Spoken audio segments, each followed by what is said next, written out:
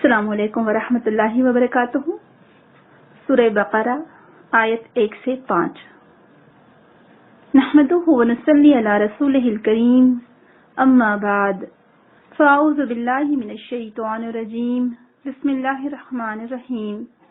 رب اشرح لی صدری ویسر لی امری واحلل عقدۃ من لسانی یفقہوا قولی۔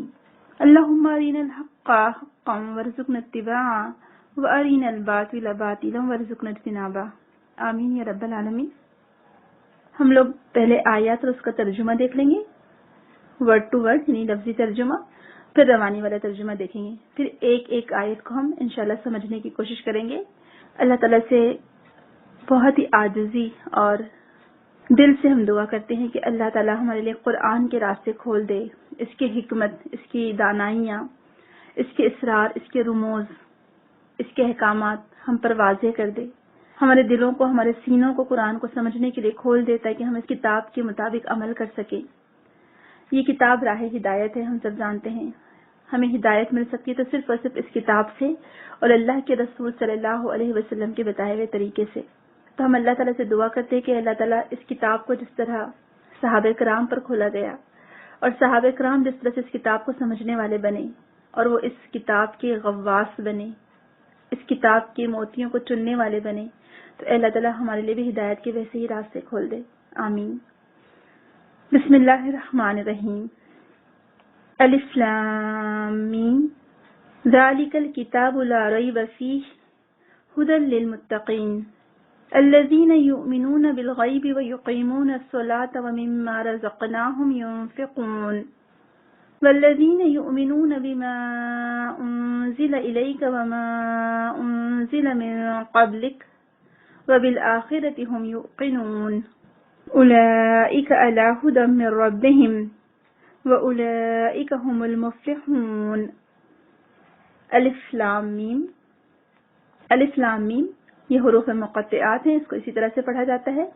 ذالکا، ذالکا کے ویسے معنی یہ ہوتے ہیں، لیکن یہاں پر اس کے معنی وہ ہیں کیونکہ یہ کتاب بہت اہم کتاب ہے، تو یہ ذالکا میں یہاں پر اس کا ترجمہ وہ ہی کیا جائے گا۔ الکتاب کتاب ہے، لا نہیں، ریب کوئی شک۔ الف لام میم ذالک الکتاب لا ریب، الف لام میم یہ وہ کتاب ہے جس میں کوئی شک نہیں، فیہ اس میں ھدی ہدایت ہے، للمتقین متقیوں کے لیے۔ الذین وہ لوگ یا جو لوگ یؤمنون وہ ایمان لاتے ہیں، بالغیب غیب پر، ویقیمون الصلاۃ اور وہ قائم کرتے ہیں نماز، ومما اور اس میں سے جو رزقناہم رزق دیا ہم نے ان کو، ينفقون وہ خرچ کرتے ہیں، والذین اور جو لوگ یؤمنون وہ ایمان لاتے ہیں، بما اس پر جو انزل نازل کیا گیا، الیک آپ کی طرف، وما اور جو انزل نازل کیا گیا، من قبلک آپ سے پہلے، وبالآخرۃ اور آخرت پر، ہم وہی یوقنون یقین رکھتے ہیں، اولئک وہ لوگ علی اوپر، ھدی ہدایت کے ہیں، من ربہم اپنے رب کی طرف سے، وَأُولَئِكَ اور وہ لوگ ہم المفلحون وہی فلاح پانے والے ہیں۔ یہ اس کا لفظی ترجمہ تھا، اس کا روانی والا ترجمہ ہم دیکھ لیتے ہیں۔ الف لام میم یہ اللہ کی کتاب ہے، اس میں کوئی شک نہیں، ہدایت ہے ان پرہیزگار لوگوں کے لیے جو غیب پر ایمان لاتے ہیں، نماز قائم کرتے ہیں، جو رزق ہم نے ان کو دیا ہے اس میں سے خرچ کرتے ہیں، جو کتاب تم پر نازل کی گئی ہے یعنی قرآن اور جو کتابیں تم سے پہلے نازل کی گئی تھیں ان سب پر ایمان لاتے ہیں اور آخرت پر یقین رکھتے ہیں، ایسے لوگ اپنے رب کی طرف سے راہ راست پر ہیں اور وہی فلاح پانے والے ہیں۔ سب سے پہلے ہم دیکھتے ہیں کہ قرآن کو پڑھنے کے آداب پچھلی دفعہ ہم نے پڑھا تھا کہ تعوذ پڑھنا چاہیے، کہ ہم اللہ سبحانہ وتعالیٰ کی پناہ میں آ جائیں شیطان مردود سے، کہ اللہ تعالیٰ ہماری حفاظت فرمائے، کیونکہ اس قرآن کو پڑھتے وقت سب سے زیادہ شیطان حاوی ہوتا ہے اور شیطان ہمیں اس کتاب سے ہٹانا چاہتا ہے، ڈائیورٹ کرنا چاہتا ہے، یا ہزاروں قسم کے خیالات اور وسوسے ہمارے دل میں ڈالنا چاہتا ہے۔ تو اسی لیے قرآن میں آتا ہے فَإِذَا قَرَأْتَ الْقُرْآنَ فَاسْتَعِذْ بِاللَّهِ کہ جب تم قرآن پڑھنے لگو تو اللہ تعالیٰ کی پناہ مانگ لیا کرو یا اللہ تعالیٰ کی پناہ میں آ جایا کرو۔ پھر اس کے بعد تعوذ کے بعد ہم دیکھتے ہیں تسمیہ کہا جاتا ہے، یعنی بسملہ، یعنی آپ قرآن پڑھنے کے لیے اگر کوئی سورت کا آغاز کریں تو بسم اللہ الرحمن الرحیم پڑھیں گے، اور قرآن کی سورت سٹارٹ کرنے کے لیے بسم اللہ پڑھنا ضروری ہے. اب قرآن کو اگر آپ بیچ میں سے پڑھ رہے ہیں تو تعوذ بھی پڑھ لیں تو کافی ہوگا، اور اگر آپ تسمیہ بھی پڑھتے ہیں تو بھی کوئی بات نہیں. لیکن نئی سورت کا آغاز کرنے کے لیے بسم اللہ پڑھنا ضروری ہے سوائے سورہ توبہ کے. تو یہ اس کا تعوذ اور تسمیہ کا معاملہ تھا. اور کیوں اللہ تعالیٰ کے نام کے ساتھ؟ کیونکہ اللہ سبحانہ تعالیٰ کے نام کے ساتھ جو بے انتہا مہربان اور نہایت رحم کرنے والا ہے. کیونکہ ہم سب جانتے ہیں کہ شیطان نہیں چاہتا کہ ہم اللہ سبحانہ تعالیٰ کی کتاب کی طرف آئیں یا ہم وہ باتوں کو جانیں جو اللہ تعالیٰ کو محبوب و مطلوب ہیں.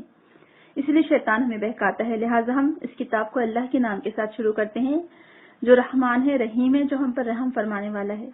تو اللہ تعالیٰ کے نام کے ساتھ شروع کریں گے تو شیطان پھر ہم پر حاوی نہیں ہوگا اور وہ دور بھاگ جائے گا. اسی لیے ہمیں ہر کام کا آغاز بسم اللہ سے کرنا چاہیے. بسم اللہ یہ قرآن کریم کی آیت بھی ہے اور اس کو ہر صورت کے آغاز میں بھی رکھا گیا ہے. اور ویسے بھی ہم جانتے ہیں کہ آپ صلی اللہ علیہ وسلم نے ہم کو جو دعائیں سکھائی ہیں کہ گھر سے ہم باہر نکلتے ہیں تو بسم اللہ توکلت علی اللہ، پھر ہم گھر میں داخل ہوتے ہیں تو بسم اللہ ولجنا و بسم اللہ خرجنا. تو ہر کام کا آغاز اللہ سبحانہ تعالیٰ کے نام کے ساتھ کیا جائے تاکہ اس کام میں ہمارے لیے برکت ہو اور وہ کام ہمارے لیے نفع بخش اور فائدہ مند ہو. اب آئیے حروف مقطعات کی طرف. حروف مقطعات یعنی قطع کیے ہوئے حروف، یعنی یہ وہ حروف ہیں جو کہ قطع کر کر کے پڑھے جاتے ہیں، یعنی اس کو کٹ کیا جاتا ہے، بیچ میں سے سپریٹ کیا جاتا ہے. ہم علم نہیں پڑھتے اس کو، بلکہ ہم کیا پڑھتے ہیں، حالانکہ ملا کر لکھا ہوا ہے لام اور میم، لیکن ہم کیا پڑھیں گے، الف لام میم. کیوں؟ کیونکہ آپ صلی اللہ علیہ وسلم نے اس کو ایسے ہی پڑھ کر ہمیں بتایا. اس سے آپ دیکھیں کہ قرآن کو صرف آپ خود سے نہیں پڑھ سکتے، کیونکہ جو خود سے اننون پرسن پڑھنے والا ہوگا تو وہ اس کو علم پڑھ لے گا. اس کو جیسے اللہ کے رسول صلی اللہ علیہ وسلم نے ہمیں پڑھ کر سنایا، ہم کو اس کو ویسے ہی پڑھنا ہے، الف لام میم، قطع کیے ہوئے الفاظ. اس کے بارے میں سب سے صحیح اگر ہم بات جاننا چاہتے ہیں کہ الف لام میم حروف مقطعات یہ قرآن میں تقریباً 19 صورتوں کے آغاز میں آئے ہیں. اور جب غور و فکر کیا گیا تو یہ بات معلوم ہوئی کہ ہمیشہ حروف مقطعات کے بعد قرآن کریم کے بارے میں ہی کوئی نہ کوئی بات ہوتی ہے، اس کی اہمیت کے بارے میں، اس کے نزول کے بارے میں. زیادہ تر یہ حروف مقطعات مکی صورتوں میں آئے ہیں، لیکن کچھ مدنی صورتوں میں بھی ہمیں ملتے ہیں، جیسے کہ سورہ بقرہ میں اور سورہ آل عمران میں. تو یہ جو حروف مقطعات ہیں اس کے بارے میں 2 رائے ہیں، وہ ہم ذہن میں رکھیں. اس کے معنی ہم کوئی نہیں جانتے، نہ کسی صحابی نے ہم کو بتائے، نہ کسی تابعی نے، نہ کسی تبع تابعین نے. تو لہٰذا ہم خود سے اس کے معنی اگر تجویز کرتے ہیں تو یہ زیادتی ہوگی قرآن میں. یہ اللہ تعالیٰ کی آیات متشابہات میں سے ہیں، اس پر ایز اٹ از ایمان لانا ضروری ہے. پھر یہ بھی بات ہم یاد رکھیں کہ ہم یہ نہیں کہہ سکتے کہ چونکہ اس کے کوئی معنی نہیں ہے تو نعوذ باللہ یہ الفاظ بیکار ہیں، محمل ہیں. نہیں، یہ بامانی الفاظ ہیں اور اس کی کچھ نہ کچھ حکمت ضرور ہوگی، کیونکہ اللہ تعالیٰ نے کوئی چیز عبث نہیں پیدا کی. اور پھر یہ تو اللہ تعالیٰ کا کلام ہے، اور اللہ تعالیٰ کا کلام معنی سے لبریز حکمت پر مبنی ہوتا ہے، ہم سب جانتے ہیں. اور اللہ تعالیٰ اس سے پاک ہے کہ وہ کوئی عبث کام کرے، کوئی ایسا کام کرے. تو لہٰذا اس کے کوئی نہ کوئی معنی ضرور ہوں گے. اللہ تعالیٰ نے وہ ہم سے پوشیدہ رکھا ہے، لہٰذا ہم اس کی کھوج میں نہ پڑیں. جو ایمان والے ہیں، جو راسخ ایمان والے علماء ہوتے ہیں، وہ متشابہات کے پیچھے نہیں پڑتے بلکہ اس پر ایز اٹ از ایمان لاتے ہیں اور اس پر یقین رکھتے ہیں، ایمان رکھتے ہیں. تو یہ بات ایک آپ ذہن میں رکھیں کہ یہ متشابہات میں سے ہے، اس پر ایز اٹ از ایمان لانا ضروری ہے. اور یہ بامانی الفاظ ہیں، یہ کوئی محمل اور بیکار الفاظ نہیں ہیں، کیونکہ یہ اللہ تعالیٰ کا کلام ہے.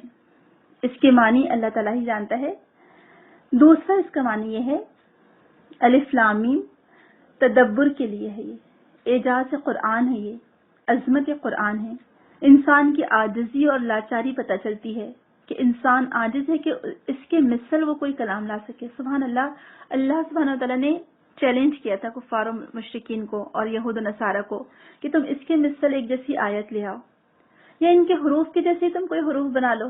ایون وہ الف لام میم بھی ہو سکتے ہیں، تو اس کے جیسا ہی کوئی تم مثل لے آؤ، لیکن وہ اس کے جیسے اس کے مثل بھی کوئی نہیں لا سکے، اس کے برابر بھی نہیں لا سکے. تو یہ ایکچولی قرآن کی عظمت کا پتہ چلتا ہے کہ سبحان اللہ کہ کیا اللہ تعالیٰ کا کلام ہے. ما عجب الکلام، کہ یہ کلام نے تو ہمیں حیرانی میں ڈال دیا ہے. سبحان اللہ، یہ اللہ تعالیٰ کا کلام ہے. تو یہ اعجاز قرآن ہے، عظمت قرآن ہے. انسان عاجز ہے کہ اس کی مثل وہ کوئی کلام لا سکے، اور انسان اس کے معنی کے پیچھے بھی نہ پڑے. اس کے معنی اللہ تعالیٰ ہی جانتا ہے. اس کے صحیح معنی اللہ سبحانہ تعالیٰ جانتا ہے. اس کو ہم اسی طرح پڑھیں گے جیسے یہ پڑھا گیا ہے. اور ایک اور اہم بات اس سے پتہ چلتی ہے کہ یہ لوگ یعنی جب اللہ کے رسول صلی اللہ علیہ وسلم مکہ سے مدینہ تشریف لائے ہجرت کر کے، تو وہاں پر ان کے پاس اہل کتاب بھی تھے. وہاں پر مدینہ میں ابھی تک مشرکین کے پاس تھے اللہ کے رسول صلی اللہ علیہ وسلم، تو وہاں سارے لوگ امی تھے، اور امی کا مطلب ہے ان لیٹرڈ. لیکن یہاں پر جب آئے تو اہل کتاب یہود و نصارہ موجود تھے، اور یہ یہود و نصارہ کو خود اللہ تعالیٰ نے کتاب میں مخاطب کیا کہ وہ احبار اور رہبان تھے. احبار حبر سے بنا ہے، یعنی ایسے ان کے اتنے کوالیفائڈ لوگ تھے، وہ ہائیلی کوالیفائڈ دینی معاملات میں، کہ ان کو حبر سے تشبیہ دی گئی، یعنی جن کے دن رات ان کے ہاتھ انک سے بھرے رہتے تھے، دن رات لکھنے کا کام کرتے تھے. مفتی تھے وہ لوگ، مفسر تھے وہ لوگ، بڑے بڑے عالم اور مفتی تھے وہ لوگ، تو ان کو احبار کہا گیا. تو ان کے لیے ایک چیلنج تھا، اور ان کو ایک طرح سے یہ بتانا تھا کہ تم اللہ تعالیٰ کے آگے تم لوگ سب عاجز ہو، تمہارا علم بیکار ہے، تم کتنا بھی جان لو تم اللہ تعالیٰ کے علم، اس کی قدرت، اس کی حکمتوں تک نہیں پہنچ سکتے. تو یہ یہود و نصارہ کے لیے ایک کھلا چیلنج تھا کہ وہ لوگ جو امی تھے، جو ان لیٹرڈ تھے، تو وہ لوگ یہ کلام ہم کو پڑھ کر سنا رہے ہیں، اور اس میں شروعات الف لام میم سے ہو رہی ہے. اور اب دیکھیے کسی بھی پڑھے لکھے شخص کو پہلے کیا پڑھنا پڑتا ہے؟ الفاظ بنانے کے لیے کیا جانے گا؟ وہ حروف جانے گا نا. جب تک حرف نہیں ہوں گے، الفابیٹ نہیں ہوگے، تو وہ اس سے جملے کیسے بنائے گا، اس سے ورڈ کیسے بنائے گا؟ تو لکھنے پڑھنے کے لیے پہلے حروف آنا چاہیے. تو اللہ تعالیٰ ایک معنی اس کا یہ لیا گیا کہ یہ تمہارے لیے لیٹرز ہیں، تمہارے لیے حروف ہو سکتے ہیں، لیکن اس کے معنی اللہ تعالیٰ ہی جانتا ہے، اس کے صحیح معنی اللہ تعالیٰ جانتا ہے. اور تم دیکھو کہ تمہیں کتنا تھوڑا علم دیا گیا ہے، بہت ہی چند چیزیں ہیں جو تمہیں دی گئی ہیں، تم تو ان الفابیٹ کے معنی تک نہیں جان سکتے. سبحان اللہ. تو ہم نے جو دعا کی تھی نا شروع میں، اہدنا الصراط المستقیم، کہ اللہ تعالیٰ ہمیں ہدایت دے صراط مستقیم کی، تو یہ اللہ تعالیٰ سے جو دعا کی تھی ہدایت کی، تو یہ لیٹرز بتاتے ہیں کہ اصل علم اللہ کے پاس ہے. اگر آج ہمارے پاس کتنا بھی علم آ جائے تو ہمیں تکبر نہیں کرنا ہے. تم عاجزی کرو گے تو تمہیں ہدایت ملے گی، اگر تم تکبر کرو گے تو تمہیں کوئی ہدایت نہیں ملے گی. جو اہل کتاب کے یہودی علماء تھے وہ پڑھے لکھے تھے، احبار تھے، رہبان تھے، وہ تحقیق کرنے والے تھے، ریسرچرز تھے. وہ لوگ ریڈنگ اور رائٹنگ دن بھر ان کا یہی کام تھا. لیکن اللہ تعالیٰ بتانا چاہ رہے ہیں کہ تم اتنی کتابیں تم پڑھ چکے ہو، تمہارے پاس اتنا علم ہے، لیکن چونکہ اللہ تعالیٰ کی کتاب کو امپلیمنٹ نہیں کرتے ہو تم. تو اللہ تعالیٰ نے سورہ صف میں ان کی مثال بتائی، کمثل الحمار یحمل اسفارا، کہ ان کی مثال گدھے کی سی ہے جو کتابیں اٹھائے ہوئے ہیں.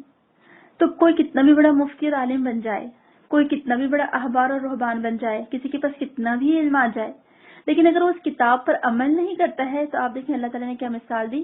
گدھے کی مثال دی ہے کہ وہ کتابیں لادے ہوئے ہیں.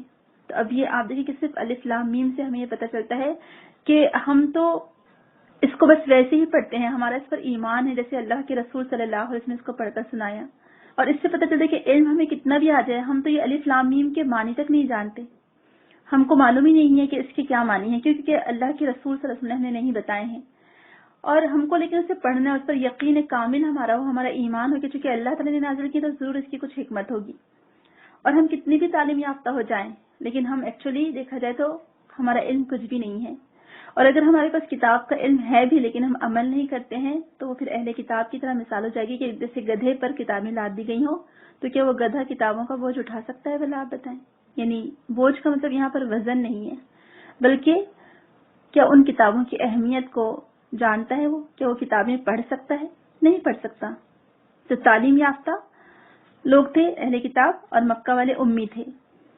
تو اب اس سے کیا پتہ چلا کہ آپ الف لام میم اگر پڑھتے ہیں تو آپ کا یقین اور بڑھ جاتا ہے اللہ سبحانہ وتعالی کی ذات پر کہ یہ میرے رب کا کلام ہے. اور میں نہیں جانتی اس کے کیا معنی ہوتے ہیں، لیکن اس میں ضرور کچھ حکمتیں ہیں اور مجھے اس پر ایز اٹ از ایمان لانا ہے. اس کے اصل معنی اللہ تعالیٰ ہی جانتا ہے، لیکن مجھے اس پر ایمان لانا ہے کہ یہ اللہ تعالیٰ کی آیات میں سے ہے، یہ نشانی ہے اللہ تعالیٰ کی، یہ متشابہات میں سے ہے. تو اس کے پھر ہمارے لیے عملی نقطہ کیا ہے کہ اللہ سبحانہ وتعالی کی کتاب پر ہم کو ایز اٹ از ایمان لانا ہے اور پھر اس پر عمل کرنا ہے، چاہے اس کی حکمتیں، چاہے اس کے معنی ہمیں سمجھ میں آئے یا نہ آئے. بس ہمیں کہہ دیا گیا کہ اس پر ایمان لاؤ تو ایمان لے آئیں. پھر دوسری آیت ہے ذالک الکتاب لا ریب فیہ، یہ وہ کتاب ہے جس میں کوئی شک نہیں. سبحان اللہ. ذالکہ کے معنی اصل میں دیکھا جائے تو یہ ہوتے ہیں، لیکن یہاں پر اس کتاب کا ترجمہ وہ کیا گیا ہے. یہ دراصل اشارہ للبعید کے لیے آتے ہیں، فار اوے، دور. ذالکہ یہاں پر دور کے معنی میں بتایا جا رہا ہے، حالانکہ یہ ہو سکتا ہے، لیکن یہ وہ کتاب ہے، یہ وہ کتاب ہے جس میں کوئی شک نہیں. یعنی ہم کو بتایا جا رہا ہے کہ یہ دور کی کوئی کتاب ہے.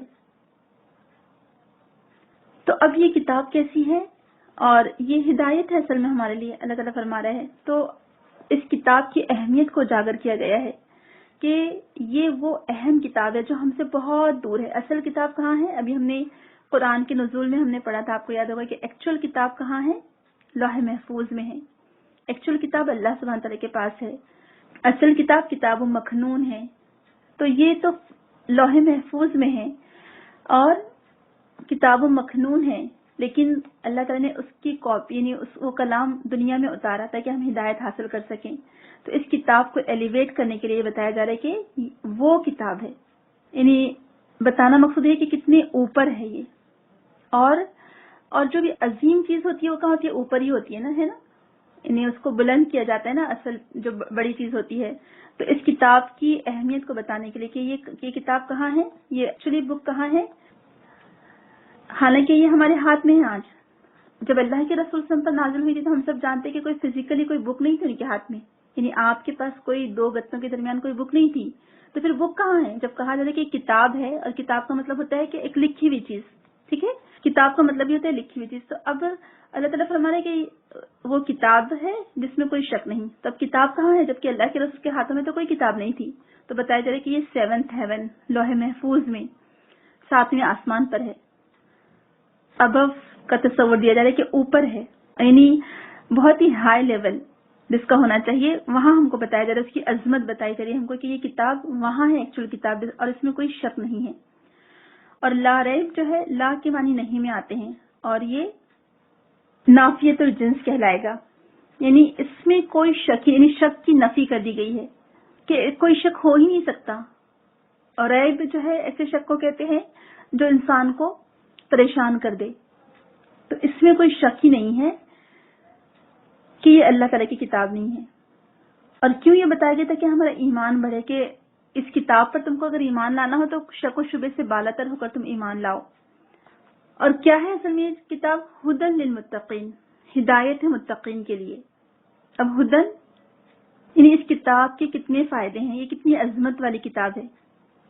ہدایت ہے، حالانکہ ہدن للناس بھی کہا گیا ہے اس کتاب کو قرآن میں، لیکن یہاں پر خاص طور سے متقین کے ساتھ اس کو مشروط کیا گیا ہے کہ کن کے لیے ہدایت ہے؟ جو متقین ہیں، جو تقوی والے ہیں. اور تقوی کے معنی ڈر کے نہیں ہے، فیئر کے نہیں ہے. اس کے لیے تو خوف کا لفظ آیا ہے، خاشعین کا لفظ آیا ہے. یہ تقوی ہے. تقوی کے معنی ہوتے ہیں پروٹیکٹ یور سیلف، یعنی ایکسٹرا کیئر کی جائے کوئی چیز کے لیے، کسی کو پروٹیکٹ کرنے کے لیے، کہ کسی چیز کو آپ خاص طور سے اس کا خیال رکھیں، اس کی ہر طرح سے حفاظت کا خیال رکھیں آپ. تو اس کے لیے یہ لفظ آتا ہے پروٹیکشن کے لیے، کہ کسی چیز کو بچانے کے لیے، محفوظ رکھنے کے لیے جب آپ اس کا ایکسٹرا کیئر کرتی ہیں تو اس کے لیے تقوی کا لفظ آتا ہے. تو یہ متقین کے لیے، کہ یہ وہ لوگ ہیں جو متقی ہیں. تو آپ دیکھیں کہ ایکچولی یہاں خاص طور سے بات یاد رکھنے کی یہ ہے کہ یہ کتاب عام لوگوں کو فائدہ تو دیتی ہے، ہدی للناس بھی ہے، لیکن خاص طور سے اس سے جو فائدہ اٹھانے والے لوگ ہیں وہ کون ہیں؟ وہ صرف متقی ہو سکتے ہیں. عام لوگ اس سے اتنا فائدہ نہیں اٹھائیں گے. یہ عام لوگوں پر اپنے اسرار و رموز نہیں کھولے گی. یہ کن کے لیے ہے؟ یہ خاص ان لوگوں کے لیے ہے. تو جب اللہ تعالیٰ بر اور تقوی یعنی نیکی اور پرہیزگاری کا ذکر فرماتے ہیں تو ایکچولی تقوی سے مراد تمام گناہوں سے بچنا اور نیکی کی طرف راغب ہونا ہوتا ہے. تو تقوی کو انفسکم، یہ لفظ ہم قرآن میں پڑھتے ہیں، یہ جملہ ہم قرآن میں پڑھتے ہیں کہ بچاؤ اپنے آپ کو، رہلو عیال کو جہنم کی آگ سے. تو تقوی ایکچولی بچنے کے معنی میں آتا ہے، کو کا لفظ ہے. اور ایکچولی دیکھا جائے تو ڈکشنریز میں یا جتنے بھی قرآن سے ریلیٹڈ جو کتابیں ہیں، مفردات القرآن وغیرہ، اس میں تقوی کا روٹ ورڈ صرف قاف زیر قی بتایا گیا ہے. صرف قاف زیر کی کہا جاتا ہے اس کو، اور صرف قاف بتایا جاتا ہے کی کا معنی بھی ہوتے ہیں بچنا. اور پھر اس کو حروف علت دیے گئے ہیں آگے پیچھے، واو قافیہ وقیا، تو چونکہ دونوں حروف علت ہیں تو وہ ڈراپ ہو جاتے ہیں، اور صرف جو مین ورڈ ہے تو وقیا اس کا روٹ ورڈ ہے تقوی کا، اس کے معنی ہوتے ہیں بچنا اور تمام گناہوں سے بچنا اور نیکی کے کام کرنا۔ پھر ہم دیکھتے ہیں کہ ہدایت کیا ہے، اور بہت جگہ اللہ تعالیٰ نے ہدایت کا لفظ استعمال فرمایا ہے، اور ہدایت یافتہ لوگوں کی اللہ تعالیٰ نے کیا ڈیفینیشن بتائی ہے۔ سب سے پہلی بات تو ہمیں یاد رکھنا چاہیے کہ ہدایت صرف اللہ تعالیٰ کے اختیار میں ہے، کسی کو ہدایت دینا اور گمراہ کرنا یہ صرف اللہ تعالیٰ کے اختیار میں، کوئی کسی انسان کو ہدایت نہیں دے سکتا، کسی انسان کے بس کی بات نہیں ہے۔ تو ہمیں تو یہاں حکم دیا جا رہا ہے، یعنی ہم نے سورہ فاتحہ میں پڑھا تھا کہ اے اللہ تعالیٰ ہمیں ہدایت دے، تو ہدایت ہمیں مانگنی کس سے ہے؟ اللہ سبحانہ تعالیٰ سے۔ لیکن صرف ہدایت مانگنے سے نہیں مل جاتی، بلکہ اس کے لیے اسباب بھی اختیار کرنا پڑتا ہے۔ آپ وہ تمام طریقے اپنائیں جس کی وجہ سے آپ کو ہدایت مل سکتی ہے، ہدایت حاصل ہو سکتی ہے، اور اس میں علم اور عمل دونوں ہیں۔ یعنی ہدایت یہ نہیں ہے کہ آپ کو صرف علم آ جائے کہ کیا اچھا ہے اور کیا برا، بلکہ ہدایت میں عمل بھی شامل ہے کہ آپ کو جو علم آ گیا ہے آپ اس کو عمل میں ڈھالیں۔ تو ہدایت یافتہ شخص وہ ہے جس نے حق کو پہچانا اور پھر اس پر عمل بھی کیا۔ آپ لکھ لیں، ہدایت یافتہ شخص وہ ہے جس نے حق کو پہچانا اور اس پر عمل بھی کیا۔ اور پھر ہدایت کو آپ اس طرح سے پہچان سکتے ہیں اس کے متضاد سے، کیونکہ عربی کے جو الفاظ ہوتے ہیں اس میں یہی بات کہی گئی کہ الفاظ کی حقیقت اس کے اپوزٹ سے پہچانو، یا اپوزٹ سے پہچانی جاتی ہے۔ تو ہدایت کا جو اپوزٹ ہے وہ متضاد، جس کو ہم کہیں گے گمراہی ہے، دلال کا لفظ آیا ہے اس کے لیے۔ اس کے اپوزٹ میں ایک اور لفظ آیا ہے سرکشی، غی کا لفظ آیا ہے۔ تو جس نے حق کو پہچان لیا لیکن اس پر عمل نہ کیا وہ سرکش ہے، وہ غاوی ہے، اور جو حق سے بے خبر رہا وہ ضال گمراہ ہے۔ تو اس سے کیا پتہ چلتا ہے کہ حق کو پہچاننا اور پھر اس پر عمل کرنا، یہ ہدایت یافتہ شخص کی مثال ہوئی یا اس کی تعریف ہوئی، اور جو اس سے پیچھے بھاگے گا وہ سرکش ہوگا، نافرمان ہوگا۔ تو ہم دیکھتے ہیں کہ قرآن کی خوبصورتی، قرآن کا جمال، یہ اللہ تعالیٰ کا کلام ہے، اور جو غواص ہوتے ہیں وہ اس سے موتی چنتے ہیں۔ یہ کتاب میں ایسے موتی ہیں حکمت اور دانائی کے، جس کی وجہ سے ان کی دنیا بھی کامیاب ہوتی ہے اور آخرت بھی کامیاب ہوگی۔ اسی لیے تو علامہ اقبال نے کہا تھا نا کہ قرآن میں ہو غوطہ-زن اے مرد مسلمہ، اللہ کرے تجھ کو عطا جدت کردار، کہ غوطہ زن ہو، یعنی اس میں ڈوب کر نکلو۔ وہ جو ڈیپ ڈائیورز ہوتے ہیں نا، آپ نے دیکھا ہوگا موتی چننے والے، جو سمندر کے اندر تک گہرائی تک جاتے ہیں اور خوب گہرائی میں جا کر غوطہ لگا کر آتے ہیں تاکہ ان کو وہ موتی ملے۔ تو قرآن میں بھی اصل میں ہمیں ڈوبنا ہے، گہرائی میں ڈوبنا ہے تاکہ ہم غور و فکر کر سکیں۔ تو یہ کتاب کن لوگوں کے لیے فائدہ دیتی ہے، یہ کن لوگوں کے لیے رہنمائی کرتی ہے، یہ اپنی ہدایت کے راستے کھولتی ہے، جو تقوی والے ہیں، جو متقی ہیں۔ تو اب ہمارا یہ امتحان ہے کہ ہم تقوی کی روش اختیار کرتے ہیں یا پھر سرکشی کی۔ تقوی کی روش اختیار کریں گے تو اس کا فائدہ کیا ہوگا؟ ایمان بڑھے گا، اور اگر نفس کی خواہش کریں گے تو کیا ہوگا؟ ایمان گھٹے گا۔ تو تقوی اصل میں مخالف ہے نفس کی خواہشات کے، یعنی تقوی کو اگر آپ عام الفاظ میں سمجھنا چاہتی ہیں تو آپ اپنے نفس کی مخالفت کریں، یعنی نفس آپ کو تقوی سے دور لے کر جائے گا جبکہ تقوی آپ کو اللہ تعالیٰ سے قریب لے کر جائے گا۔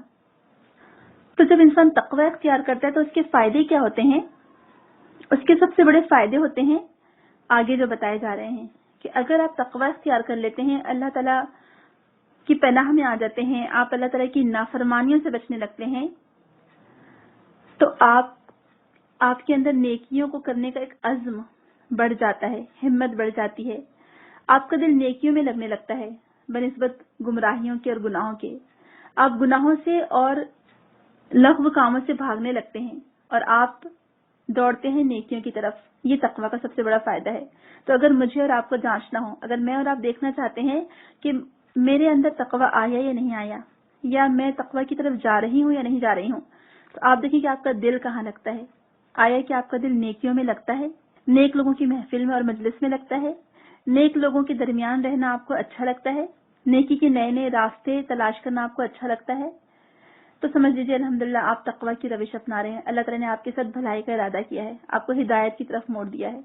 ادروائز اس کتاب سے آپ فائدہ نہیں اٹھا پائیں گے۔ تو لہٰذا اس کتاب سے فائدہ اٹھانے کے لیے ہمیں اپنے آپ کو جانچنا پڑے گا، اپنے آپ کو تقوی کی روش پر چلانا ہوگا. اسی لیے بعض اسکالرز کہتے ہیں کہ قرآن کا جو موضوع ہے، قرآن کا جو ٹاپک ہے وہ ہدایت ہے. تو ہدایت ہر ایک کو نہیں ملتی، ہر ایک کے نصیب میں نہیں ہوتی، اور قرآن دراصل رہنمائی ہی کرنا چاہتا ہے. قرآن ہدایت دینا چاہتا ہے، قرآن ہدایت کی طرف لے کر آتا ہے، اور ہدایت مانگنے سے ملتی ہے. اور اس ہدایت سے فائدہ وہی لوگ اٹھا سکتے ہیں جو اس پر عمل کرتے ہیں. ہدایت صرف ایک اکیلے علم کا نام نہیں ہے، بلکہ ہدایت کس کا نام ہے؟ علم آنے کے بعد عمل کا نام ہدایت ہے، اور یہی تقوی کی ریکوائرمنٹ ہے. تو اب تقوی ہمارے اندر آ گیا تو اس کو کیسے ہم جانچیں گے اور پرکھیں گے اور کیسے ہم سمجھیں گے؟ آگے بتایا گیا ہے کہ الذین یؤمنون بالغیب ویقیمون الصلاۃ ومما رزقناہم ينفقون. اب آپ دیکھیں کہ جن کے اندر تقوی ہوگا، جو ہدایت کی روش پر چلیں گے، ان کے اندر یہ باتیں پائی جائیں گی کہ ایک سب سے پہلا ہے وہ ایمان لائیں گے غیب پر، دوسرا ہے وہ نماز قائم کریں گے، تیسرا ہے وہ اللہ نے جو کچھ ان کو رزق دیا اس میں سے خرچ کریں گے. والذین یؤمنون بما انزل الیک وما انزل من قبلک وبالآخرۃ هم یوقنون. چوتھی چیز ہے وہ اللہ کے رسول صلی اللہ علیہ وسلم پر جو نازل ہوا اس پر ایمان لائیں گے. پانچویں چیز ہے جو کچھ آپ سے پہلے نازل ہوا ان کتابوں کو بھی وہ مانیں گے. اور چھٹی چیز ہے آخرت پر وہ ایمان لائیں گے، یقین رکھیں گے. تو یہ بیسیکلی 6 چیزیں ہیں جو ہدایت کو اور تقوی کو ڈسکرائب کرتی ہیں. یعنی جن کو ہدایت ملتی ہے وہ یہ 6 چیزیں ان کے اندر پائی جاتی ہیں. جب یہ 6 چیزیں ہوں گی تو باقی کی دوسری تمام چیزیں خود بخود ان کے اندر آ جائے گی. کیسے؟ آپ دیکھیں کہ سب سے پہلی بات بتائی گئی کہ یؤمنون بالغیب. غیب کس کو کہتے ہیں؟ غیب کا مطلب کیا ہوتا ہے؟ ہم سب جانتے کہ غیب انسین، جو ہماری نظروں سے پوشیدہ ہے، جو ہماری آنکھوں کے سامنے نہیں ہے. اور کیا کیا ایسی چیزیں ہیں غیب کی؟ ہم سب جانتے ہیں اللہ سبحانہ تعالیٰ کی ذات، جنت، دوزخ، فرشتے، اور ایسی بہت ساری چیزیں ہیں جو غیب کا تقاضا کرتی ہیں، جو ہماری نظروں سے پوشیدہ ہے، چھپا ہوا ہے، ہم سے غائب ہے. اب ہم نے ان کو اپنی آنکھوں سے نہیں دیکھا ہے، لیکن یہ قرآن میں ہمیں بتایا گیا اور اللہ کے رسول صلی اللہ علیہ وسلم ہمیں بتاتے ہیں کہ دیکھو یہ اور یہ غیب کی چیزیں ہیں، تمہیں اس پر ایز اٹ از ایمان لانا ہے، اور یہ سب کا پردہ کھولا جائے گا قیامت کے دن. تب ہم نے دیکھا نہیں اپنی آنکھوں سے، لیکن ہم یقین رکھتے ہیں، ہمیں یقین ہے، ہمیں اس بات پر پورا ہمارا ایمان ہے کہ اللہ سبحانہ تعالیٰ کی ذات ہے اور وہی تمام کائنات کا تنہا خالق اور مالک ہے. اللہ سبحانہ تعالیٰ نے جنت اور دوزخ بھی بنائی ہیں، اور اس سے ہم کو واسطہ پڑے گا ہمارے مرنے کے بعد قیامت کے دن. عالم برزخ بھی ہے جس سے ہمیں واسطہ مرنے کے بعد پڑے گا. پھر اللہ تعالیٰ کے کچھ فرشتے بھی ہیں جن کو اللہ تعالیٰ نے اپنی عبادت کے لیے پیدا کیا ہے. یہ اللہ تعالیٰ کے بتائے ہوئے کاموں پر وہ مامور ہیں، اس پر بھی ہمیں ایمان لانا ہے. پھر اللہ تعالیٰ نے جو پہلے کتابیں نازل کی تھیں، حالانکہ آج وہ ناپید ہیں یا اس میں چینجز آ گئے ہیں، لیکن ہم کو یقین ہے کہ واقعی میں اللہ تعالیٰ نے کتاب ہدایت اور نور، کیونکہ تورات کو نور کہا گیا ہے، تو یہ یقیناً اللہ تعالیٰ نے نازل کی تھی، لیکن لوگوں نے اس میں رد و بدل کر دیے. اور پھر ہم یہ بات بھی جانتے ہیں کہ کل ایک دن قیامت کا دن ہوگا جبکہ پوری دنیا ختم کر دی جائے گی، اور پھر اس کے بعد اللہ تعالیٰ کے حضور ہمیں سوال و جواب سے گزرنا پڑے گا، ہمیں حساب کتاب دینا پڑے گا. تو آخرت پر یقین، یہ چیز انسان کو گناہوں سے روکتی ہے. تو ان تمام چیزوں پر ہمارا یقین کامل ہے. یہی چیز غیب ہے اصل میں، کہ جو چیز آپ کی نظروں کے سامنے نہ ہو پھر بھی آپ اس پر یقین کر لیں، پھر بھی آپ اس پر ایمان لائیں. تو ایمان کیا ہے؟ ایکچولی یقین کا نام ہے. اور یقین کیا ہے؟ ایمان ہے کہ جس چیز پر آپ کا دل مطمئن ہو جائے، جس چیز کو آپ صحیح سمجھیں، وہی ایمان ہے. تو اصل مومنین کی جو کوالٹیز ہوتی ہیں وہ یہاں پر بتائی جا رہی ہیں کہ مومنین کی کوالٹیز کیا ہوتی ہیں کہ وہ غیب پر ایمان لاتے ہیں. ان کو پوری طرح سے یقین ہے کہ ہاں واقعی میں قیامت قائم ہوگی، واقعی میں حساب کتاب ہوگا، فرشتے ہیں جو کہ اللہ تعالیٰ کے حکم کی پابندی کرتے ہیں اور اللہ تعالیٰ کی عبادت کرتے ہیں، اور جنت اور دوزخ اللہ تعالیٰ نے بنائی ہیں، کل آخرت قائم ہوگی. تو یہ متقی لوگوں کی صفات ہوتی ہیں. اور پھر دوسری ان کی کوالٹی کیا بتائی گئی؟ نماز قائم کرتے ہیں. اور تقریباً تمام مفسرین نے یہ بات لکھی ہے کہ نماز قائم کرنے کے مطلب یہاں پر کیا ہے. اللہ سبحانہ وتعالی نے یہاں پر یہ نہیں فرمایا کہ نماز پڑھتے ہیں، نہیں، بلکہ یقیمون الصلاۃ کا ہے لفظ آیا ہے یہاں پر. تو اس کو ہم کیسے سمجھیں گے؟ یقیمون الصلاۃ کو ہم کیسے سمجھیں گے؟ اور یہی تقوی کی نشانی ہے اصل میں، کہ تقوی اگر ہوگا تو نماز قائم کرنے والے ہوں گے. یہ نہیں کہا کہ وہ نماز کا فعل بجا لاتے ہیں یا وہ نماز کو ادا کرتے ہیں، کیونکہ ظاہری صورت جو ہوگی نماز کی، وہ نماز پڑھنا ہی نہیں ہے کافی، بلکہ اقامت صلاۃ اقامت یہ ہے کہ نماز کو جہاں ظاہری شکل و صورت میں اس کی تمام ارکان کے ساتھ آپ کو ادا کرنا ہے، اس کی تمام شرائط کو، اس کے واجبات کو سامنے رکھ کر ادا کرنا ہے، وہیں اندرونی اعتبار سے، روحانی اعتبار سے اس کو اس کی روح کے ساتھ پڑھنا ہے، یعنی اللہ تعالیٰ کے آگے جواب دہی کا خوف، حضور قلب کے ساتھ کہ آپ کا دل حاضر ہو، اپنے جو ہم زبان سے کہہ رہے ہیں، جو ہم پڑھ رہے ہیں یا جو ہم ایکٹ کر رہے ہیں رکوع اور سجود، اس میں تدبر، اس میں یکسوئی. اور پھر جب ایسی نماز پڑھیں گے تو لازماً اس نماز کا نتیجہ کیا ہوگا؟ ان الصلاۃ تنہی عن الفحشاء والمنکر، کہ بے شک نماز روکتی ہے فحش کاموں سے اور برائیوں سے، اور یہی وہ نماز ہے جس کا ثواب ملتا ہے. تو بس اس سے کیا معلوم ہوا کہ جو مومن بندہ ہوتا ہے اس کو اسی نماز کا ثواب ملتا ہے جسے وہ سمجھ کر ادا کرتا ہے. اور نماز میں تمام فرائض شامل ہیں، فرائض اور نوافل شامل ہیں، چاہے وہ فرض نمازیں ہوں، سنن ہوں یا نوافل ہوں. تو اس سے کیا پتہ چلا کہ اگر آپ نماز کے پابند ہیں لیکن آپ جھوٹ بولنا نہیں چھوڑ رہے ہیں، آپ فحش کام کرنا نہیں چھوڑ رہے ہیں، آپ غیبت کرنا نہیں چھوڑ رہے ہیں، آپ لوگوں کو ناپ تول کر نہیں دے رہے ہیں، آپ کے اندر امانت داری نہیں ہے، آپ کے اندر برائیوں سے بچنے کی آپ کو طاقت نہیں مل رہی ہے، تو مطلب آپ کی نماز آپ کو فائدہ نہیں دے رہی ہے.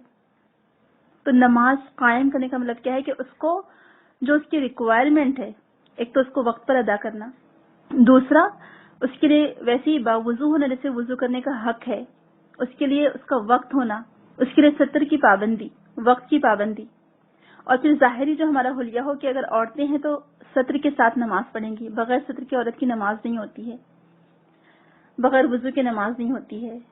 تو یہ تمام ریکوائرمنٹس کو پورا کرنا ہے، اور پھر اصل اس کی روح کیا ہے اس نماز کی کہ وہ آپ کو فحش کاموں سے روک دے، آپ کی نماز آپ کو برائیوں سے روک دے. تو یہ اصل نماز کی ریکوائرمنٹ ہے. تو کیا سمجھے آپ پھر کہ اگر ہم دیکھنا چاہتے کہ ہمارے اندر ہدایت آ رہی ہے، ہم متقی بن رہے ہیں، تو مطلب ہم اس بات پر پورا یقین رکھتے ہیں کہ کل یہ نماز کا بدلہ ہم کو اللہ تعالیٰ کی طرف سے ملے گا، اور یہ نماز ہمیں یقیناً فحش اور برے کاموں سے روکے گی. پھر دوسری ان کی خوبی کیا بتائی گئی؟ وَمِمَّا رَزَقْنَاهُمْ يُنْفِقُونَ، اور وہ خرچ کرتے ہیں اس میں سے جو کچھ ہم نے ان کو دیا ہے. اب یہاں پر رزقناہم آیا ہے لفظ، رزقہ اس کا روٹ ورڈ ہے، رزقاف، اور ينفقون نفقہ سے نکلا ہے، نون فاقاف. نفقہ ٹنل کو کہتے ہیں، سرنگ کو کہا جاتا ہے، اور سرنگ میں دو طرف سے راستے ہوتے ہیں نا، جو اس کا منہ ہوتا ہے دو طرف سے ہوتا ہے، ایک طرف سے آپ ادھر سے جاتے ہیں، دوسری طرف سے نکلتے ہیں ٹنل میں. تو اللہ تعالیٰ نے اس رزق کی نسبت اپنی طرف دی ہے، یعنی جو کچھ تمہارے پاس ہے آج، تمہاری جو صلاحیتیں ہیں، تمہارا جو ٹیلنٹ ہے، تمہارے پاس جو رزق ہے، تمہارا ٹیلنٹ، تمہاری خوبصورتی، تمہارے بچے، تمہارا مال و دولت، تمہارا وقت، تمہاری صلاحیتیں، یہ سب اللہ تعالیٰ کی طرف سے دیا ہوا ہے. کیونکہ رزق میں صرف مال نہیں آتا ہے، رزق میں وہ تمام نعمتیں آ جاتی ہیں جو اللہ سبحانہ تعالیٰ نے ہمیں نوازی ہیں، جس سے ہمیں اللہ تعالیٰ نے نوازا ہے. تو جو کچھ بھی آج ہمارے پاس ہے، ہمارا وقت، ہمارا ٹیلنٹ، اور جو بھی صلاحیتیں ہمارے پاس، وہ سب کی سب ہم کو کہاں لگانا ہے؟ خرچ کرنے اللہ کی راہ میں، اور اس میں سے خرچ کرتے ہیں. تو اس کا یہ مطلب نہیں کہ آپ پورا کا پورا لگا دیں. اللہ تعالیٰ یہ نہیں فرماتے کہ تم پورا فل ٹائم 24 گھنٹے مجھے ہی دے دو. نہیں، ہم سب جانتے ہیں کہ انسان کے ساتھ اس کی بہت ساری ضروریات لگی ہوئی ہیں، رشتہ داریاں ہیں، شوہر بیوی بچے ہیں، تو ان سب کو ان کی بھی خدمت کر رہے ہو تو وہ بھی اس کا بھی تمہیں اجر ملے گا. تو یہ نہیں کہ تم صرف اللہ تعالیٰ کے آگے جھکے رہو اور دن رات اللہ تعالیٰ کی عبادت ہی کرو. نہیں، ویسے تو فرشتے کافی ہیں، فرشتے ہر وقت اللہ تعالیٰ کی عبادت کرتے ہیں، اور اسی لیے تو اللہ تعالیٰ نے فرمایا نا کہ جو کچھ ہم نے دیا اس میں سے خرچ کرو. یعنی پورا کا پورا خرچ کر دو نہیں کہا اللہ تعالیٰ نے، بلکہ اس میں سے خرچ کرو. تو ہمیں خود ڈیسائیڈ کرنا ہوگا کہ ہم کتنا اللہ تعالیٰ کی راہ میں دے سکتے ہیں. اگر میرے پاس 24 گھنٹے مجھے ملے ہیں، اور اگر ان 24 گھنٹوں میں سے 12 گھنٹے میں اپنے لیے یوز کرتی ہوں، تو مجھے 12 گھنٹے تو اللہ تعالیٰ کے لیے لگانے پڑیں گے. یہ اگر میں اپنے اوقات کو 3 حصوں میں تقسیم کرتی ہوں تو مجھے 8 گھنٹے تو اللہ تعالیٰ کی راہ میں لگانے پڑیں گے. تو جو کچھ ہم نے دیا ہے اس میں سے خرچ کرتے ہیں. تو اللہ تعالیٰ نے ہمیں کیا کیا دیا ہے آپ کاؤنٹ کریں، ذرا ایک لسٹ بنائیے آپ اپنے پاس کہ کیا کیا اللہ تعالیٰ نے مجھے دیا ہے. اگر اللہ تعالیٰ نے مجھے بولنے کی صلاحیت دی ہے، اللہ تعالیٰ نے مجھے لکھنے کی صلاحیت دی ہے، اللہ تعالیٰ نے مجھے بچے دیے ہیں، اللہ سبحانہ تعالیٰ نے مجھے اچھے ہسبینڈ دیے ہیں، اگر میرے والدین بہت اچھے مجھے بہت سپورٹ کرتے ہیں، اللہ تعالیٰ نے مجھے مال و دولت سے نوازا ہے، اللہ تعالیٰ نے مجھے کوئی ٹیلنٹ کوئی صلاحیت دی ہے بہت اچھی جو کسی اور کے پاس نہیں ہے، تب ان تمام چیزوں میں سے مجھے کچھ اللہ تعالیٰ کی راہ میں لگانا ہے، کچھ حصہ اس میں اللہ تعالیٰ کی راہ میں لگانا ہے۔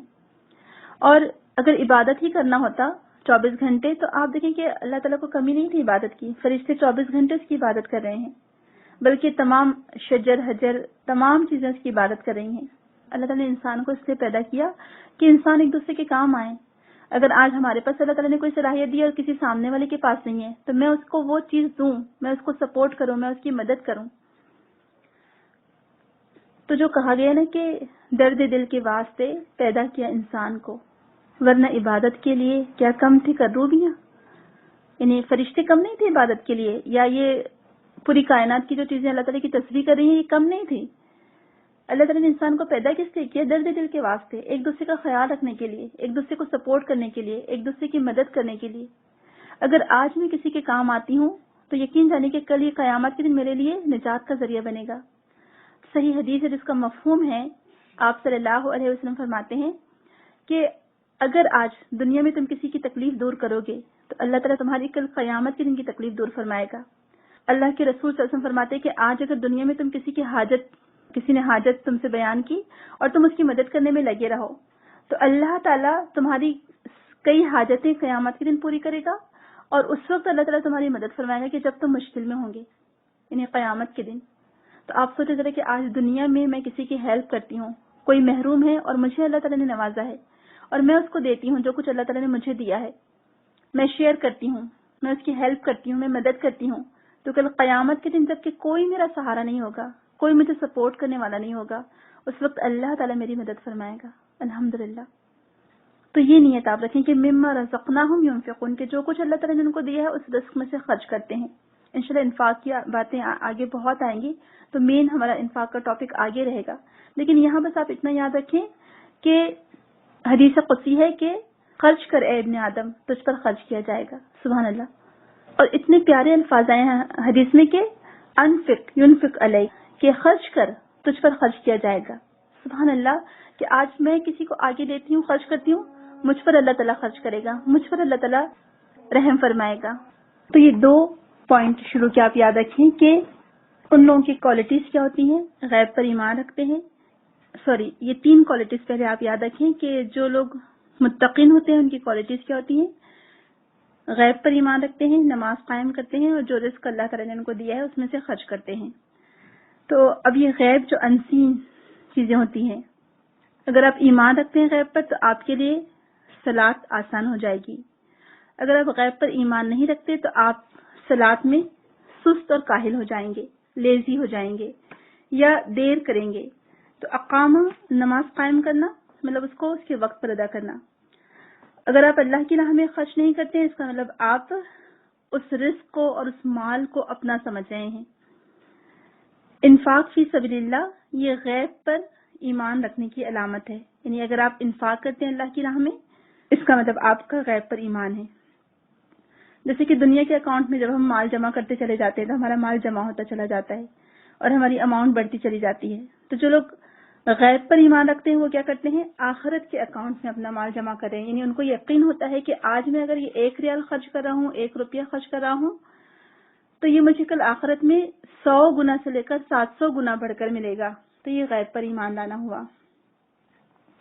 تو یہ آپ کا ایمان دراصل آپ کو باخبر کرتا ہے آخرت کے بارے میں، آپ کو یقین دلاتا ہے کہ آج آپ جو دنیا میں کام کر رہے ہیں آپ کو اس کا اجر آخرت میں ملے گا۔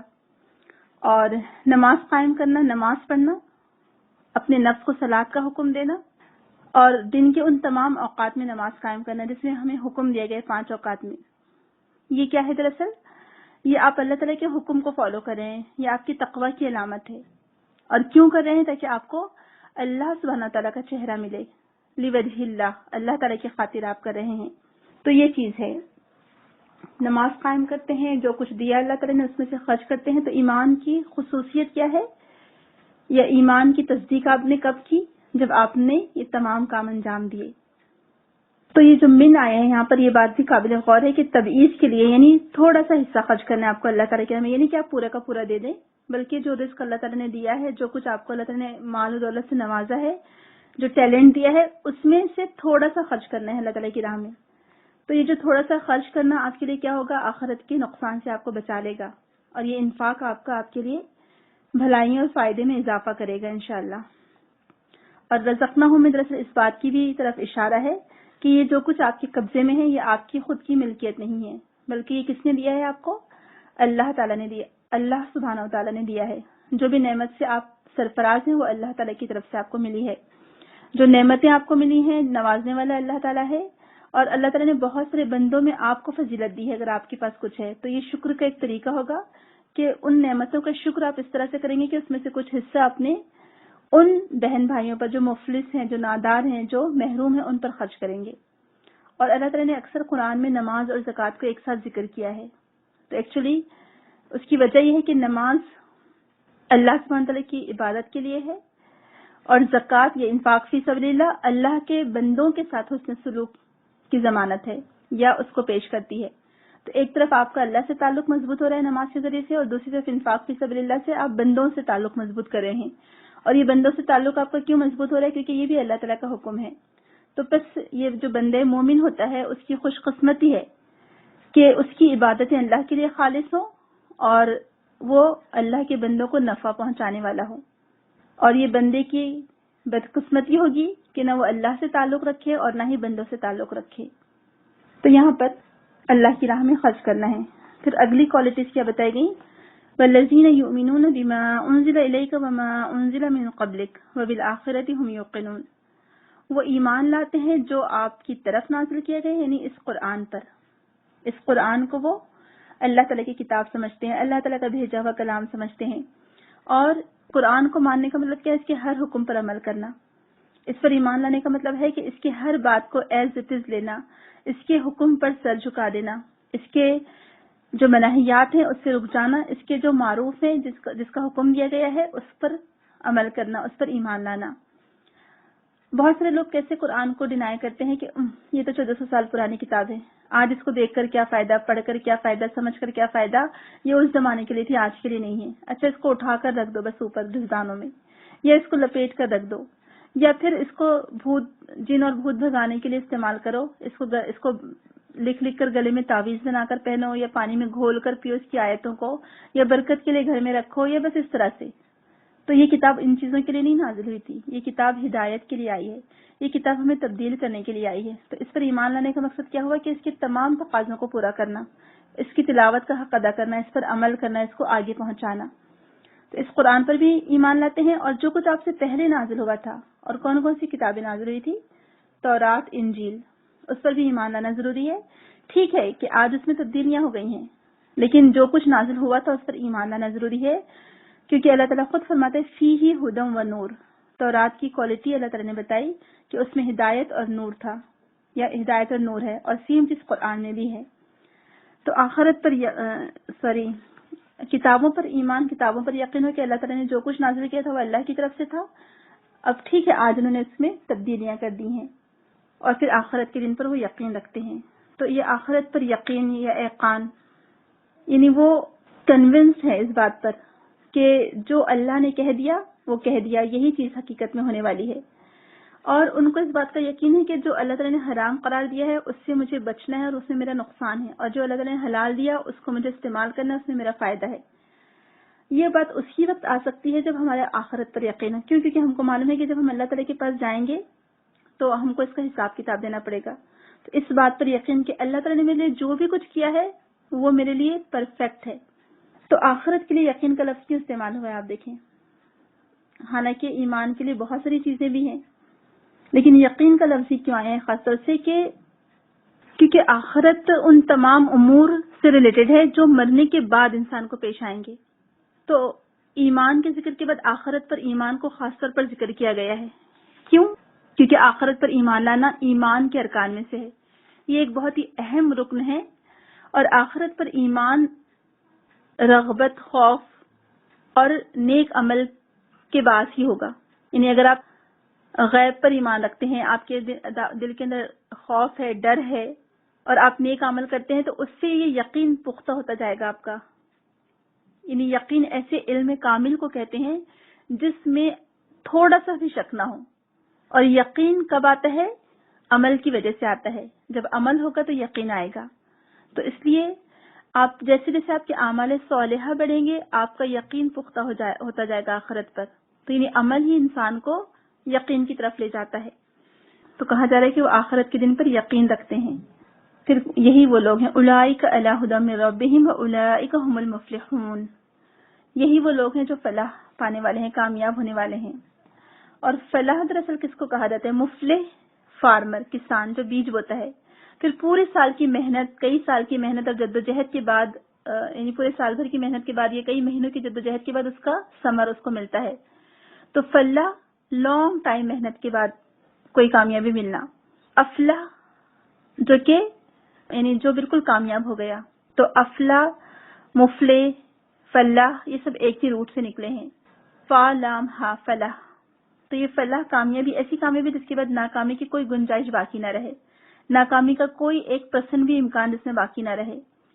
تو کسان کیا کرتا ہے؟ آپ دیکھیں پورے سال محنت کرتا ہے نا. بیج کو پہلے زمین کو سینچنا، زمین کی صفائی کرنا، پھر بیج بونا، پھر اس بیج کے انتظار کے لیے اس کو دیکھتے رہنا، اس کو تمام غذا برابر پہنچانا، اور پھر فصل کی کٹائی. اس کے بعد کہیں جا کر اس کو پھل ملتا ہے. تو کئی سال کی محنت جدوجہد کے بعد آپ کو کامیابی ملے گی.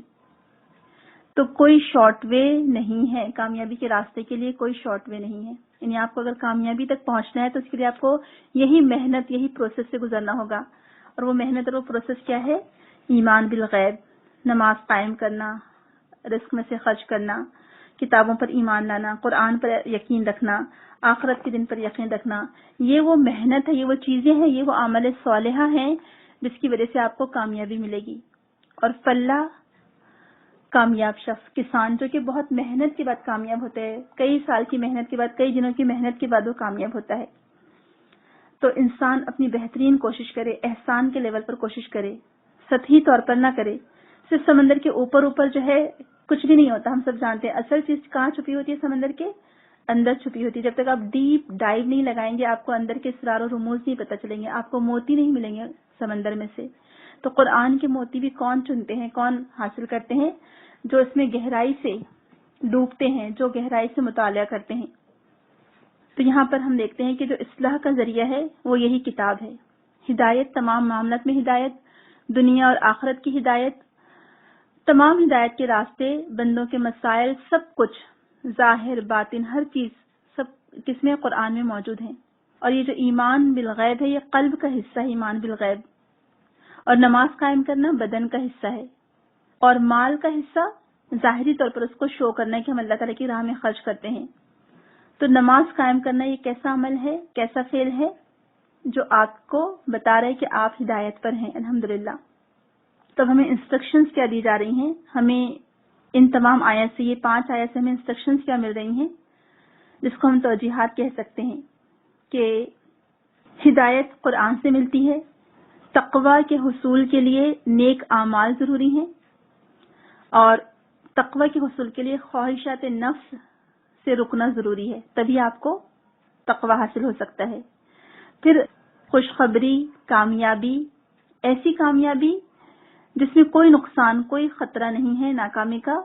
آپ اس کامیابی تک اسی وقت پہنچ سکتے ہیں جب آپ کے اندر یہ تمام کوالٹیز ہوں. کون سی؟ یؤمنون بالغیب سے لے کر آخرت پر یقین تک. پھر اس کے بعد جو اہم صفات ہوتی ہیں مومنین کی کہ وہ غیب پر ایمان لاتے ہیں، اور غیب پر ایمان انسان کو نیک کام کرنے پر اکساتا ہے. تو یہ غیب پر ایمان ہمیں کل کامیابی عطا کرے گا انشاءاللہ. تو آپ کے لیے 2 چیزیں ہیں، ایک تو خاص انسٹرکشن جو دیے گئے ہیں جو ابھی آپ کو یہ تینوں بتائے گئے، پھر عمل بالآیات کیا ہے. اب ان آیت پر ہم عمل کیسا کریں گے کہ تقوی آپ اپنے اندر اپنائیں. تقوی کیا ہے؟ یہ نفس کی خواہشات کے خلاف آپ کو جو کام کرنا ہے وہ تقوی ہے. یہی ایمان کو بڑھاتا ہے. اور نفس کی خواہشات کیا ہے؟ اللہ تعالیٰ کے حدود کو توڑنے والی چیزیں ہوتی ہیں. جبکہ تقویٰ ہمیں اللہ تعالیٰ کی حدود کے اندر لے جاتا ہے. تو اب آپ عمل کیسے کریں گی؟ آپ دیکھیں گے کہ آپ نمازوں میں کیسے پابندی کرتی ہیں، جو قرآن کے احکامات ہیں اس پر کیسے عمل کرتی ہیں. آپ ہدایت چاہتی ہیں یا نہیں چاہتی ہیں؟ تو آپ کو دیکھنا پڑے گا کہ میرے اندر یہ تمام کوالٹیز آ رہی نہیں آ رہی ہیں. اور وہ کیا کوالٹیز ہے؟ نماز کو قائم کرنا، اللہ تعالیٰ کے دیے گئے رزق میں سے خرچ کرنا، اور کتابوں پر ایمان لانا، آخرت پر ایمان لانا. تو اب اپنی نمازوں کو آپ دیکھیے. اور دوسری اہم چیز ہے کہ اپنے نفس کو اللہ تعالیٰ کی فرما برداری پر روک کے رکھنا تاکہ آپ کے اندر تقویٰ پیدا ہو. اور یہ کیسے پتہ چلے گا کہ آپ کے اندر تقویٰ پیدا ہو رہا ہے؟ آپ کی نمازوں کی پابندی سے اور آپ کے اللہ تعالیٰ کی راہ میں خرچ کرنے سے تبھی پتہ چلے گا. آپ پریکٹیکلی اگر عمل کر رہی ہیں، یعنی آپ کی نماز آپ کو اللہ تعالیٰ کی راہ میں انفاق کرنے پر اکسا رہی ہے، آپ کی نماز آپ کو فحش کاموں سے روک رہی ہے. ان آیات پر عمل کیسے ہوگا؟ تقوی کی روش اپنا کر، نماز قائم کر کے، برائیوں سے بچ کر، اللہ کی راہ میں انفاق کر کے. پھر ان آیات پر غور و فکر کیسے ہوگا؟ جیسے بھی آپ سے پہلے میں نے کہا کہ آپ دیکھیے کہ آپ کے پاس اللہ تعالیٰ نے کیا کیا آپ کو انعامات سے نوازا ہے. وَمِمَّا رَزَقْنَاهُمْ يُنْفِقُونَ. تو آپ کو اللہ تعالیٰ نے کیا کیا رزق دیا ہے، آپ کے پاس کیا کیا صلاحیتیں، آپ غور و فکر کریے. اور غور و فکر کے نتیجے میں کیا بات نکلتی ہے؟ آپ کو ہزاروں نعمتیں نظر آ جائیں گی اللہ تعالیٰ کی اپنے پاس دی ہوئی. تو آپ ان نعمتوں کو پھر اللہ تعالیٰ کی راہ میں خرچ کریے. یہ تدبر کے لیے آیت ہمارے لیے ہے کہ جو کچھ رزق اللہ تعالیٰ نے ہم کو دیا ہے اس میں سے ہمیں خرچ کرنا ہے. تو آپ کو اس پر غور و فکر کرنا ہے. اور ایک لاسٹ پوائنٹ جو آپ کو لکھنا ہے کہ یہ کتاب متقین کے لیے ہدایت ہے. تو آپ سوال لکھ لیں کہ کیا میں متقین میں شامل ہوتی ہوں، اور اگر مجھے متقین میں شامل ہونا ہے تو مجھے کیا کرنا ہوگا. کیوں؟ کیونکہ مجھے اس کتاب کے ذریعے سے ہدایت حاصل کرنا ہے، اور ہدایت متقین ہی کو ملتی ہے. اور پھر جب متقین والی کوالٹیز میرے اندر پیدا ہو جائے گی تو اس کے فائدے کیا ہوں گے میرے لیے. یعنی یہ کتاب مجھے کہاں کہاں کامیاب کروائے گی، یا اس کتاب کے ذریعے جو ہدایت مجھے ملی ہے وہ ہدایت مجھے کہاں کہاں کامیابی سے ہمکنار کرے گی، میں کہاں کہاں سکسیس پا سکتی ہوں اس کتاب کے ذریعے سے، اور کیسے پا سکتی ہوں. تو یہ غور و فکر کے نقاط ہیں جو آپ کو اپنی نوٹ بک میں لکھنا ہے الگ سے. اور بہتر ہے کہ آپ نوٹ بک بنا لیں اپنی، اور اس میں یا تو آپ لائن ڈال لیں یا آپ ایک کلر پین سے سائڈ میں لکھ لیں نقطۂ عمل، اور پھر غور و فکر، اور ایک انسٹرکشن. یہ تین چیزیں آپ کو لکھنی ہے. تفسیر کے پوائنٹس کے علاوہ یہ تین چیزیں ہم ہمیشہ ہر صفحے کے آخر میں ڈسکس کریں گے انشاءاللہ. ایک عمل بالآیات، ایک انسٹرکشنز، اور ایک تدبر. ٹھیک ہے؟ مجھے امید ہے کہ ہم نے اس کو سمجھنے کی کوشش کی ہوگی، اور اللہ تعالیٰ مجھے توفیق دے کہ انشاءاللہ میں بات کو اچھے طریقے سے پیش کر سکوں تاکہ ہم سب کے لیے اس کتاب کو سمجھنا آسان ہو جائے. اللہ تعالیٰ میری بات میں وہ اثر پیدا کرے، اور اللہ تعالیٰ ہم کو سب کو عمل کرنے والا بنائے تاکہ یہ کتاب ہمارے لیے اس دن نجات کا ذریعہ بنے، اور یہ کتاب پر عمل کرنا ہمارے لیے آخرت میں کامیابی کا ذریعہ بنے، کیونکہ یہی کتاب ہے جس کی وجہ سے ہمیں ہدایت مل سکتی ہے. اور یہ ہدایت کے لیے ضروری ہے کہ ہم اپنے اندر وہ کوالٹیز پیدا کریں جن کوالٹیز کو یہ کتاب ڈسکرائب کرتی ہے یا بتاتی ہے یا ہمیں اکساتی ہے کہ آپ ایسا بنیں، یا آپ کے اندر یہ کوالٹیز ہونی چاہیے. تو وہ کوالٹیز اللہ تعالیٰ ہمارے اندر پیدا کرے انشاءاللہ. اور یہ کتاب ہمارے ظاہر کو اور ہمارے باطن کو دونوں کو بدل دے. اس کتاب کے ذریعے سے ہم عملی پوائنٹ کو ڈسکس کرنے کی کوشش کریں گے انشاءاللہ اس سورے کے ذریعے سے جو ہم پڑھ رہے ہیں. اور آپ کے لیے عملی نقاط یہ ہے کہ آپ کو عمل کرنا ہے. آپ کو جو صلاحیتیں اللہ تعالیٰ نے دی ہیں اب آپ اس کو خرچ کرتے جائیے اللہ سبحانہ و تعالیٰ کی راہ میں. جب آپ اللہ تعالیٰ کی راہ میں لگائیں گے اپنی صلاحیتوں کو، اپنی نعمتوں کو، جو اللہ تعالیٰ نے آپ کو نعمتیں دی ہیں ان کو، تو اللہ تعالیٰ آپ کو اور زیادہ نوازے گا انشاءاللہ. سبحانک اللہم و بحمدک، نشہد ان لا الہ الا انت، نستغفرک و نتوب الیک. السلام علیکم ورحمۃ اللہ وبرکاتہ. بسم اللہ الرحمن الرحیم. الف لام میم. ذلك الكتاب لا ريب فيه هدى للمتقين الذين يؤمنون بالغيب ويقيمون الصلاة ومما رزقناهم ينفقون